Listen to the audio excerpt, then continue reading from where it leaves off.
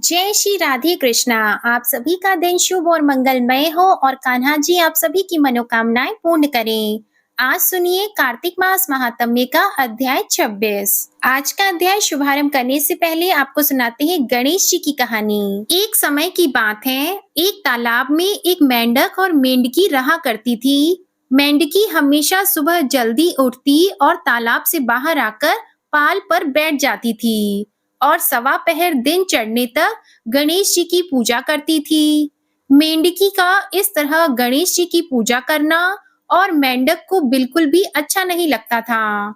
वह कहता कि कौन है गणेश जी? मैं तो किसी गणेश जी को नहीं जानता हूँ। ना तो मिट्टी खाती है और भूखी प्यासी पाल पर बैठी रहती है। मुझे देखो कितना हट्टा कट्टा हूँ। कोई विनायक जी की पूजा भी नहीं करता। पर मेंढकी पर मेंढक की बातों का कोई असर नहीं होता। मेंढक रोजाना इसी तरह चिल्लाता रहता। तो यह सुनते सुनते एक दिन गणेश जी भगवान नाराज हो गए और गणेश जी की माया से उसी तालाब पर राजा की एक दासी पानी भरने के लिए आती है और घड़े में जैसे ही पानी भरती है तो मेंढक और मेंढकी पानी के साथ उस घड़े में चले जाते हैं। तो वह घर ले जाकर उस पानी के घड़े को भट्टी पर चढ़ा देती है और नीचे आग भी जला देती है। तो जैसे ही पानी गर्म होता है तो मेंढक तो बुरी तरह से जलने लगता है और जोर जोर से चीखने चिल्लाने लगता है और मेंढकी अपने गणेश जी की पूजा करती रहती है। तो वह कहता है कि मेंढकी, मैं तो गर्म पानी में जल रहा हूँ और तुम आराम से बैठी हो। तो वह मेंढकी बोली, नहीं, मैं तो बिल्कुल नहीं जल रही, मुझे तो ठंडी ठंडी हवा आ रही है। इस पर मेंढक कहने लगा, कैसी बातें कर रही हो? घड़े के अंदर पानी उबल रहा है और तुम कह रही हो कि मुझे तो ठंडी हवा आ रही है। तब मेंढकी कहने लगी कि मैं तो गणेश जी की पूजा करती हूँ और गणेश जी भगवान मेरी रक्षा भी करते हैं। यह सुनकर मेंढक बोला कि आज तो तू तेरे गणेश जी का ध्यान कर, हम इस मुसीबत से छूट जाएं, हमारी जान बच जाए। फिर आज के बाद मैं भी तुम्हारे साथ रोजाना सवा पहर दिन चढ़ने तक गणेश जी की पूजा करूंगा और तब तक कुछ नहीं खाऊंगा। पूजा करने के बाद ही गार मिट्टी खाया करूंगा। मेंढक के कहने पर मेंढकी ने मन ही मन गणेश जी का स्मरण किया। तो गणेश जी की माया से वहां दो सांड लड़ते हुए आए और उस मटके से टकरा गए। अब मटका फूट गया और मेंढक मेंढकी बाहर निकलकर तालाब में पहुंच गए। अब मेंढक को गणेश जी की माया समझ में आ गई। अब वह भी रोजाना मेंढकी के साथ सवा पहर दिन चढ़ने तक तालाब की पाल पर बैठकर गणेश जी भगवान की पूजा और अर्चना किया करता था। हे गणेश जी महाराज, जैसे आपने मेंढक मेंढकी की रक्षा की, वैसे ही सभी भक्तों की और उनके परिवार की रक्षा करना, सुख समृद्धि प्रदान करना, उनका सुख सौभाग्य बनाए रखना। बोलिए गणेश जी महाराज की जय। अब आपको सुनाते हैं कार्तिक मास में सुनी जाने वाली विष्णु भगवान की परम भक्त एक सेठानी की कहानी। एक समय की बात है, एक नगर में एक सेठ और सेठानी रहा करते थे। उनकी कोई संतान नहीं थी। सेठानी रोजाना भगवान श्री हरि विष्णु जी की पूजा करती थी। सेठ जी को उसका पूजा करना बिल्कुल भी अच्छा नहीं लगता था। वह संतान न होने की वजह से बहुत ही दुखी रहा करती थी। सेठ जी ने कई बार सेठानी को पूजा करने से मना किया, पर सेठानी पर सेठ जी की बातों का कोई असर नहीं होता। एक दिन दोनों में किसी बात को लेकर कहा सुनी हो गई और बात बढ़ते बढ़ते इतनी बढ़ गई कि सेठ जी ने सेठानी जी को घर से निकाल दिया। सेठानी घर से निकलकर जंगल की ओर चल पड़ी। चलते चलते शाम हो गई। फिर सेठानी ने देखा कि एक खदान पर चार आदमी मिट्टी खोद रहे हैं। तो उसने वहां जाकर कहा कि भैया, मुझे नौकरी पर रख लो।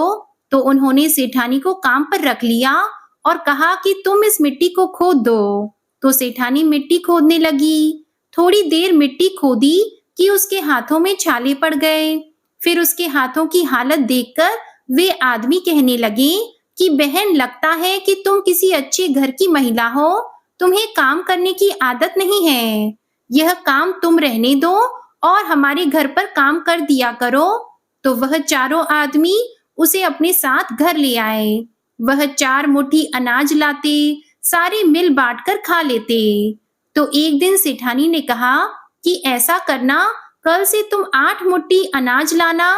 तो अगले दिन वे 8 मुट्ठी अनाज लाए और सेठानी पड़ोस से आग मांगकर लाई और फिर अच्छा सा भोजन तैयार किया। भोजन तैयार करके सबसे पहले विष्णु भगवान को भोग लगाया और फिर अपने भाइयों को स्वादिष्ट भोजन परोसा। भोजन करके सभी भाइयों ने कहा कि आज तो भोजन बहुत ही स्वादिष्ट बना है। तो सेठानी ने कहा कि भगवान का झूठा हमेशा ही स्वादिष्ट होता है। इस तरह सेठानी उनके घर पर रहने लगी। तो उनके घर में अन्न धन का वास हो गया और उनकी आमदनी में भी बरकत होने लगी। धीरे धीरे उसके भाइयों ने सुख सुविधा का सारा सामान खरीद लिया। फिर सभी के सभी हंसी खुशी रहने लगे। लेकिन सेठानी ने विष्णु जी को भोग लगाना नहीं छोड़ा। उधर सेठ जी सेठानी जी के जाने के बाद बड़ा ही दुखी रहने लगे, क्योंकि उनके घर से जाते ही उनका सारा अन्न धन नष्ट हो गया। अब हालत ऐसी हो गई कि उसे एक समय का भोजन भी नसीब नहीं होता था। उसकी दुखी अवस्था को देखकर उसके पड़ोसी कहते कि यह तो सेठानी के भाग से ही खाता था, उसे तो इसने निकाल दिया, अब तो इसे भूखा ही मरना पड़ेगा। तो रोजाना एक ही एक बात सुनकर सेठ जी को अपने आप पर बहुत ही पछतावा होने लगा और उन्होंने सोचा कि मैं सेठानी को ढूंढ कर लाऊंगा। फिर दूसरे ही दिन सेठ जी सुबह जल्दी निकल पड़े। ढूंढते ढूंढते वे भी उसी जंगल में पहुंच गए जहां वे चारों भाई मिट्टी खोद रहे थे। सेठ जी ने उन्हें देखा तो कहा, भाई मुझे भी काम पर रख लो। फिर उन चारों भाइयों ने उन्हें काम पर रख लिया, लेकिन मिट्टी खोदने से उसके हाथों में भी छाले पड़ गए। उसकी यह हालत देखकर वे बोले कि तुम्हें काम की आदत नहीं है, तुम हमारे साथ चलो और हमारे ही घर में रह लो। तो यह सुनकर सेठ जी उन चारों भाइयों के साथ उनके घर चले गए। घर पहुंचते ही सेठानी तो घूंघट में थी, तो उसने सेठ जी को देखा और पहचान लिया, पर सेठ जी ने सेठानी को नहीं पहचाना। अब सेठानी तो भोजन तैयार कर रही थी। हमेशा की तरह भोजन तैयार किया, फिर भगवान विष्णु जी को भोग लगाया। उसके बाद चारों भाई कहने लगे कि बहन, आज 5 थालियों में भोजन परोस दो। यह आदमी तुम्हारी तरह हमारे पास काम मांगने के लिए आया था और थोड़ी देर मिट्टी खोदने पर इसके हाथों में भी छाले पड़ गए। लगता है यह भी किसी अमीर घराने का आदमी है। तो सेठानी को तो पता था कि यह कौन है, पर उसने कुछ नहीं कहा। भगवान को भोग लगाने के बाद पहले अपने भाइयों को भोजन परोसा और जैसे ही सेठ जी को भोजन परोसने लगी तो विष्णु भगवान ने उसका हाथ पकड़ लिया।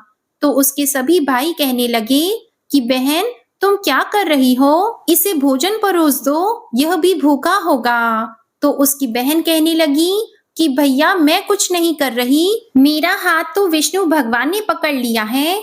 तो उसके भाई कहने लगे कि हमें भी विष्णु भगवान के दर्शन कराओ। तो उसने भगवान से प्रार्थना की कि हे भगवान, आज आप प्रकट होकर हमें दर्शन दो। आज मेरी परीक्षा है, अगर आज भी आपने मुझे दर्शन नहीं दिए तो मेरी बात को कौन मानेगा। तब सेठानी के दीन वचन सुनकर भगवान श्री हरि विष्णु वहां प्रकट हो गए और सेठ जी से कहने लगे कि तुम्हारी पत्नी सच्ची विष्णु भक्त है, यह हमेशा मेरी पूजा करती है और आपने इसकी पूजा को ढोंग बताकर इसे घर से निकालकर अच्छा नहीं किया। इसी की वजह से आज तुम दर दर की ठोकरें खाते फिर रहे हो। तो यह बात सुनकर उसके चारों भाई और सेठ सेठानी का मुंह ताकने लगे। तब विष्णु भगवान ने कहा कि मैं सेठानी की श्रद्धा भक्ति से बहुत प्रसन्न हूँ और मैं यह आशीर्वाद देता हूँ कि जहाँ भी यह सेठानी रहेगी वहाँ हमेशा अन्न धन के भंडार भरे रहेंगे। साथ ही इसे मैं पुत्र प्राप्ति का वरदान भी देता हूँ। यह कहकर भगवान श्री हरि विष्णु अंतर ध्यान हो गए।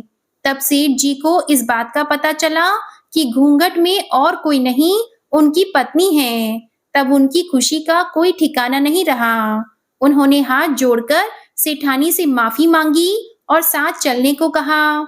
उसके भाई कहने लगे कि हम चारों भाइयों की लाडली बहन है, हम इसे गाजे बाजे के साथ विदा करेंगे। तब उसके भाइयों ने अपनी बहन को बहुत सारा धन देकर विदा किया और विष्णु जी की कृपा से 10वें महीने सेठानी ने बहुत ही सुंदर पुत्र को जन्म दिया।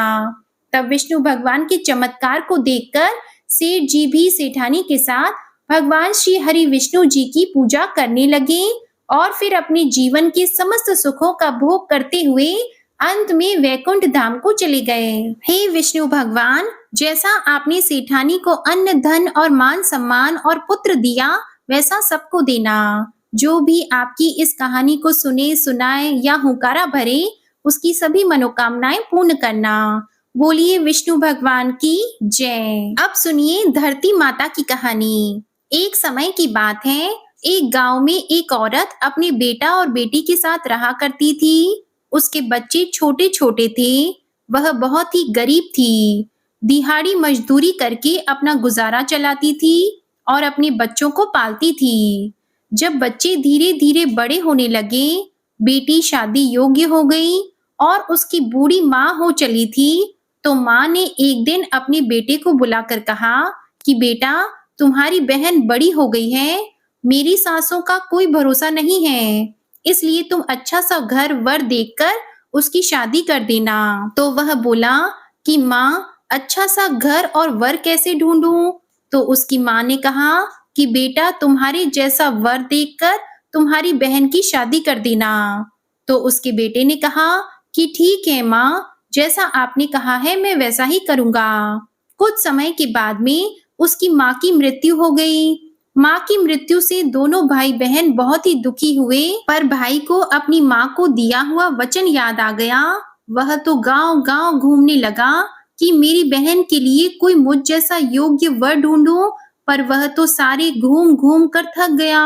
उसे तो कोई भी ऐसा व्यक्ति नहीं मिला जो उस जैसा हो। तो एक दिन उसने बैठे बैठे सोचा कि क्यों ना मेरी बहन से मैं ही शादी कर लेता हूँ।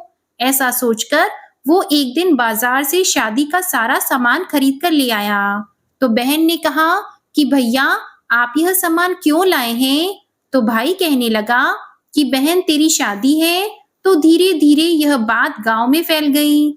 गांव वाले बड़े बुजुर्ग उससे आकर पूछने लगे कि बेटा, तुमने अपनी बहन की शादी कहाँ तय की है? तुम्हारी माँ नहीं है और ना ही तुम्हारे पिताजी हैं, और तुम अभी नादान हो। हमें बताओ, कोई अच्छा योग्य वर ढूंढा है या नहीं? तो वह कहने लगा कि मैं तो सब जगह घूम आया, मुझे तो कोई भी योग्य वर नहीं मिला।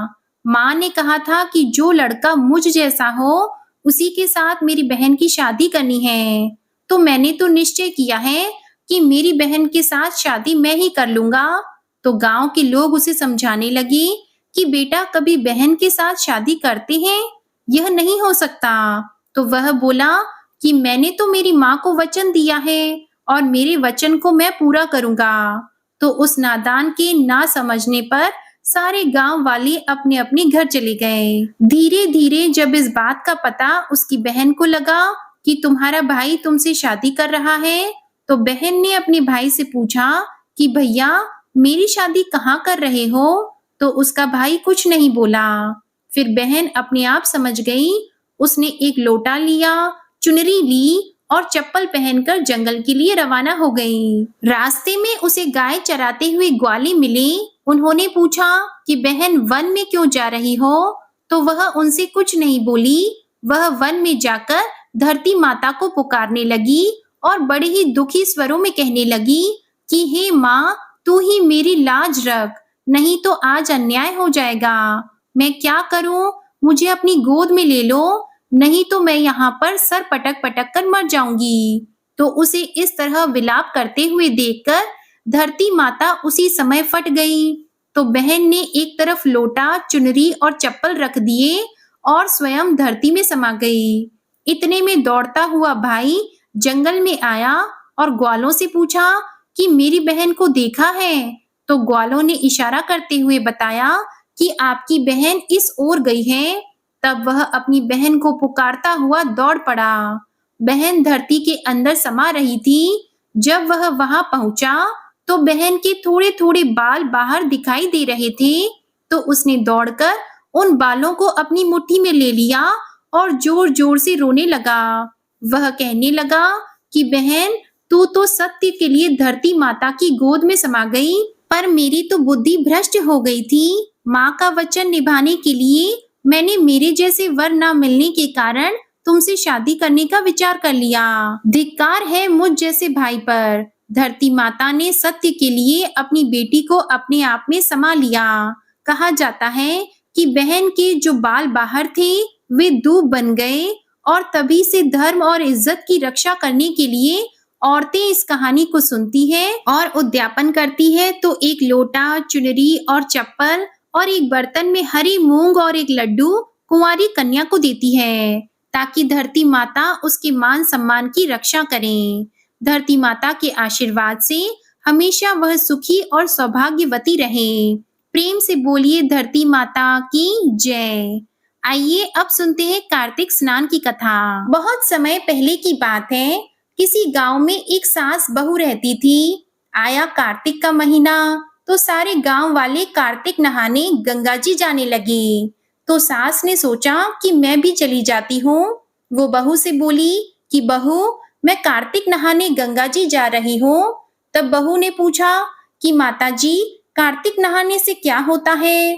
तब सास बोली कि कार्तिक नहाने से, कार्तिक में पूजा करने से सारी मनोकामनाएं पूरी हो जाती हैं। घर में अन्न धन के भंडार भरते हैं, बेटे पोते का सुख मिलता है।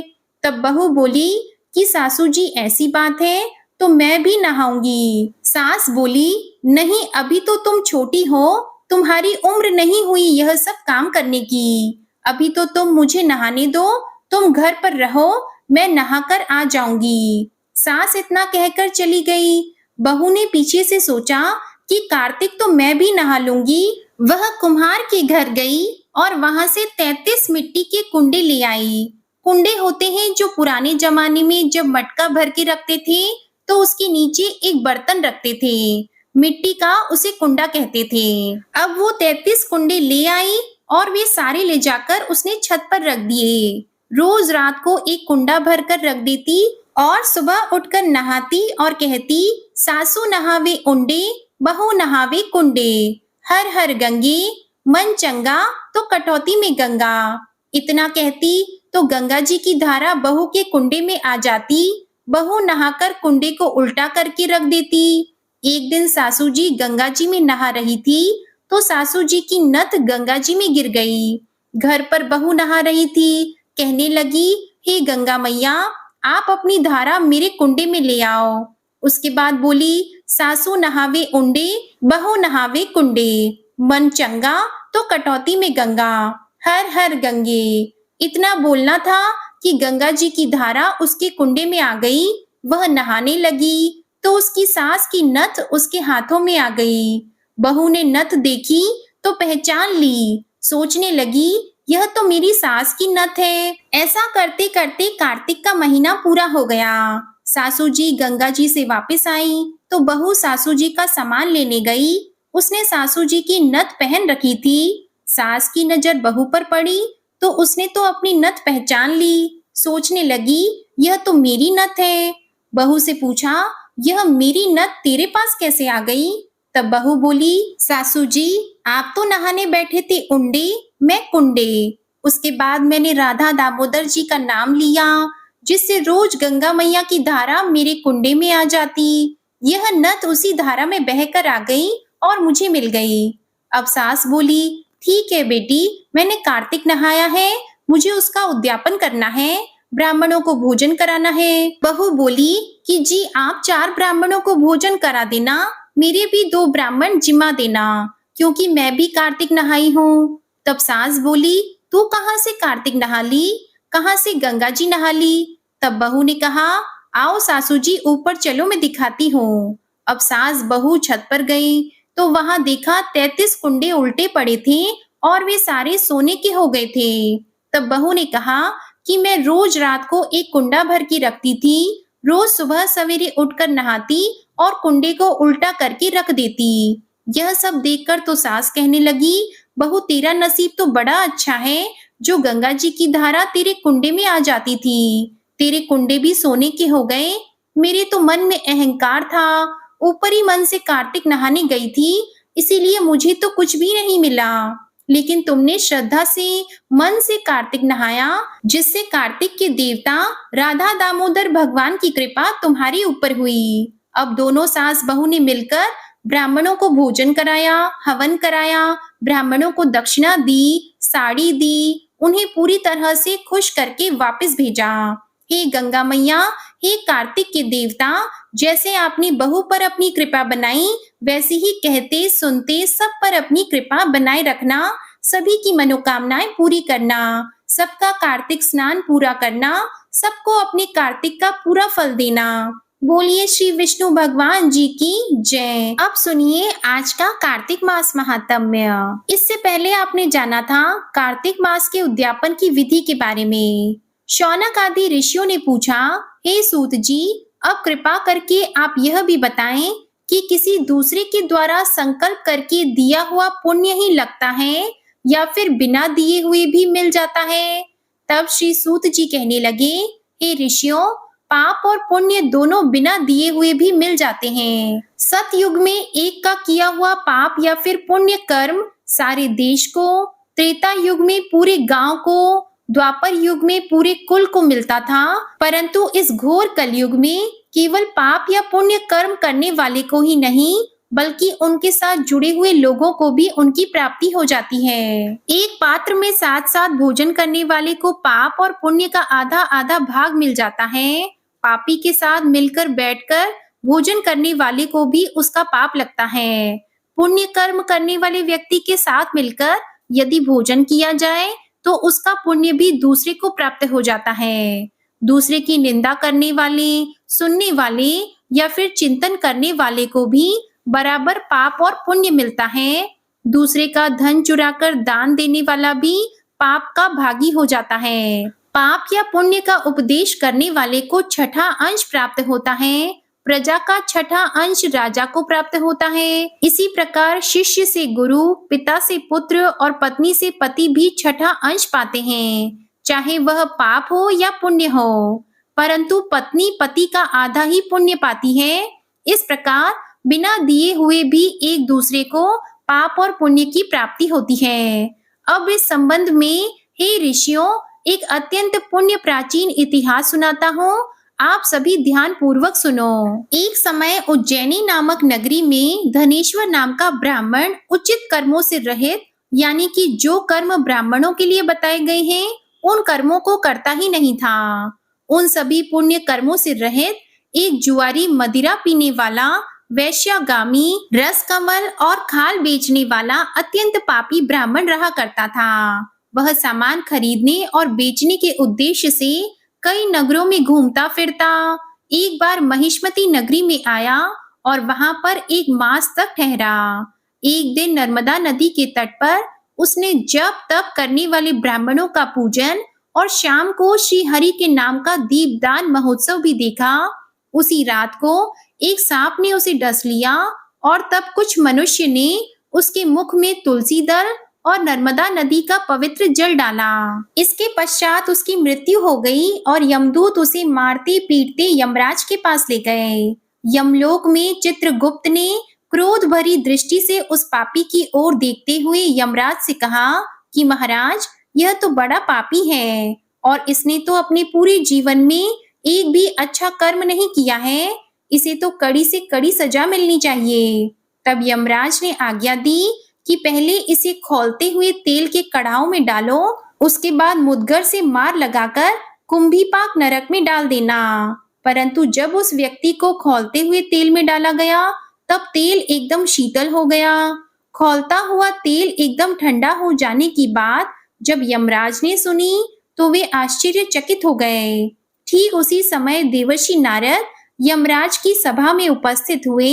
तब यमराज जी के पूछने पर देवर्षि नारद जी कहने लगे कि धनेश्वर महापापी होने पर भी कार्तिक मास का व्रत करने वालों के सत्संग के प्रभाव से पुण्यात्मा हो गया है। मृत्यु के समय नर्मदा नदी का पवित्र जल और तुलसी दल इसके मुख में डाले गए थे और श्री हरि का नाम भी इसके कानों में पड़ा। बस इसी कारण इसके सारे पाप नष्ट हो गए हैं। यमराज जी को इतना बताकर देवर्षि नारद वहां से ब्रह्मलोक को चले गए।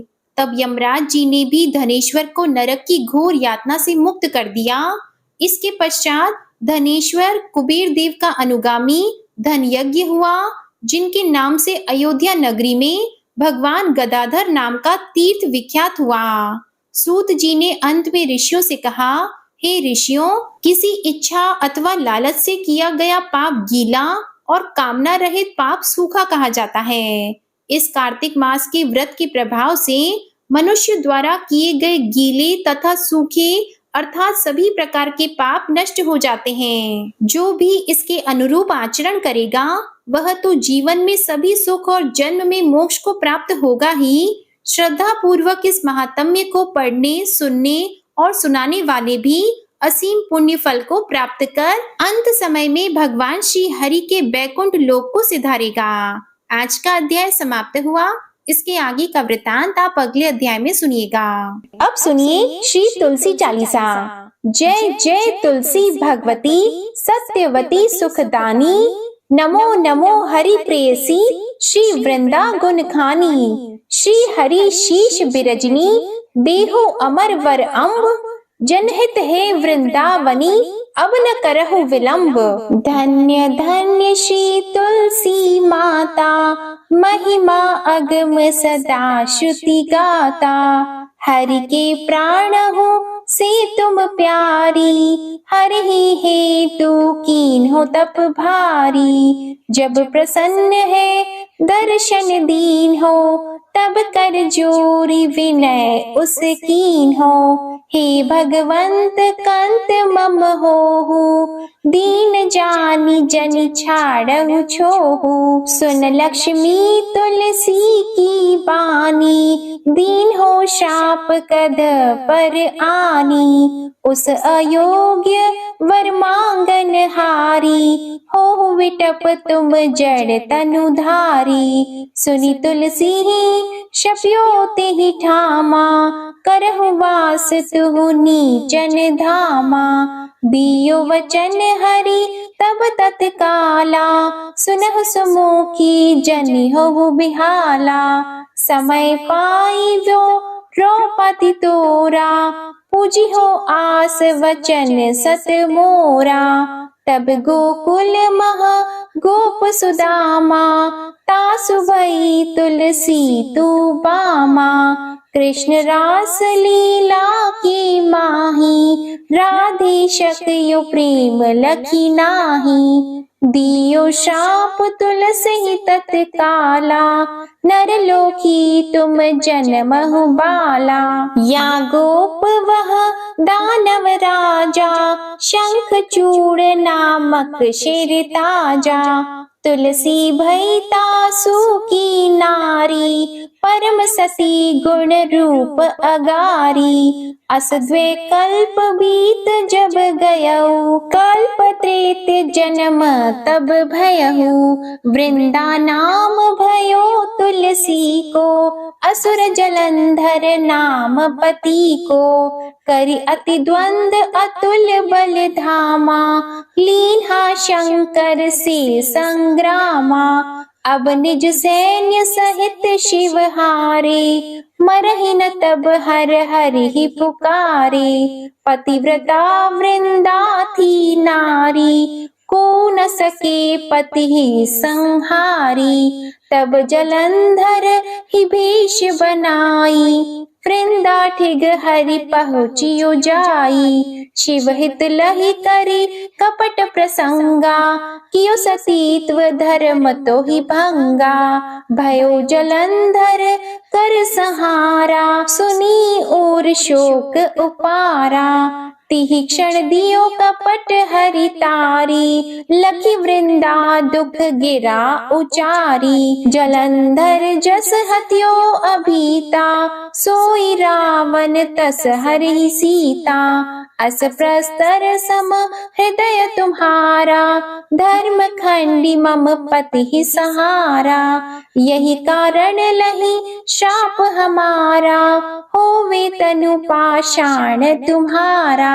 सुनि हरि तुरत ही वचन उचारे, दियो शाप बिना विचारे।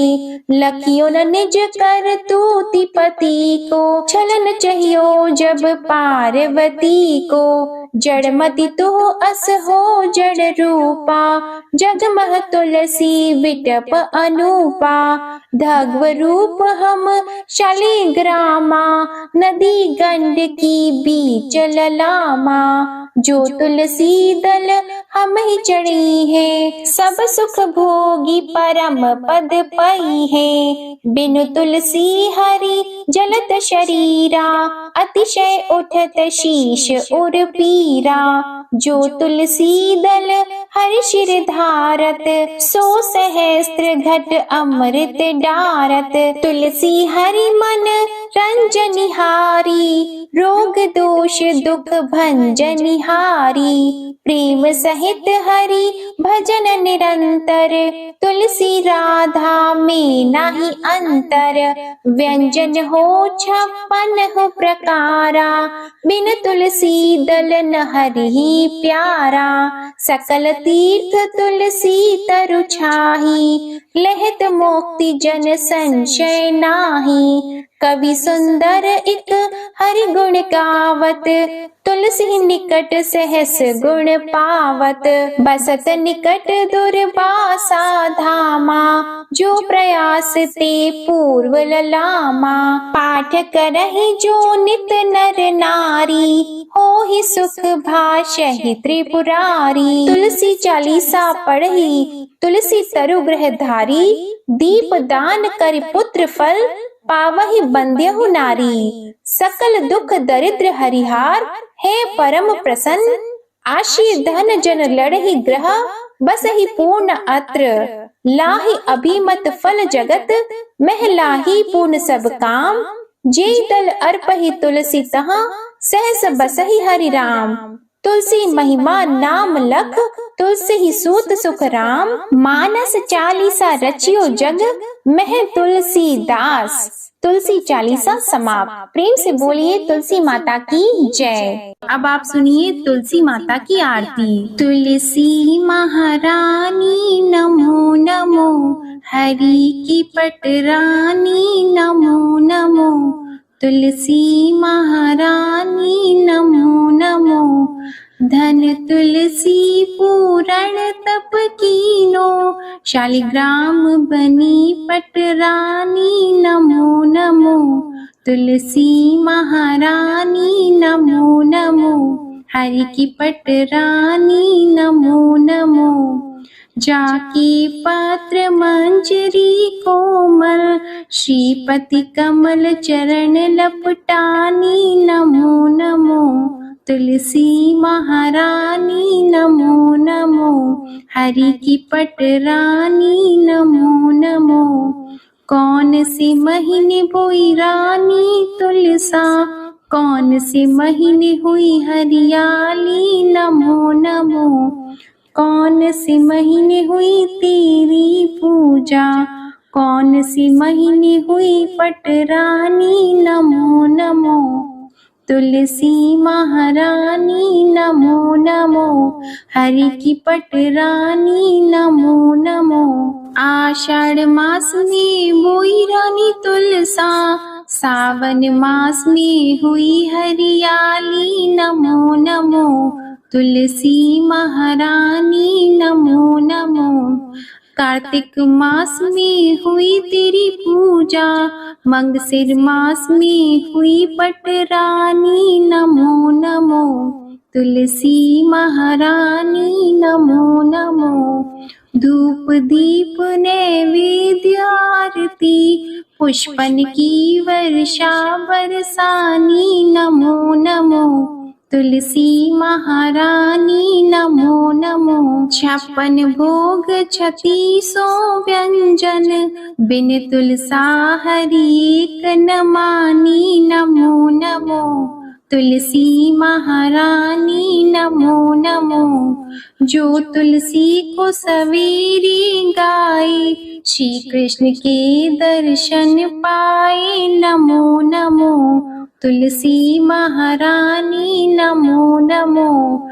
जो तुलसी को दोपहर में गाए, खीर खांड का भोग लगाए। नमो नमो तुलसी महारानी नमो नमो। जो तुलसी को सांझ को गाए, श्री कृष्ण की आरती उतारे। नमो नमो तुलसी महारानी नमो नमो। जो तुलसी को रात को गाए, श्री कृष्ण के चरण दबाए। नमो नमो तुलसी महारानी नमो नमो। सभी सखी मैया तेरो यश गावे, भक्ति दान दीजिए महारानी। नमो नमो तुलसी महारानी नमो नमो।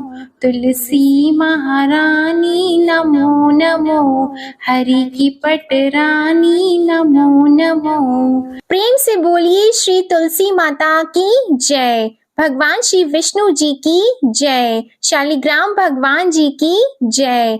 आप सभी को आज की कथा और वीडियो में आनंद आया हो तो वीडियो को लाइक जरूर कीजिएगा।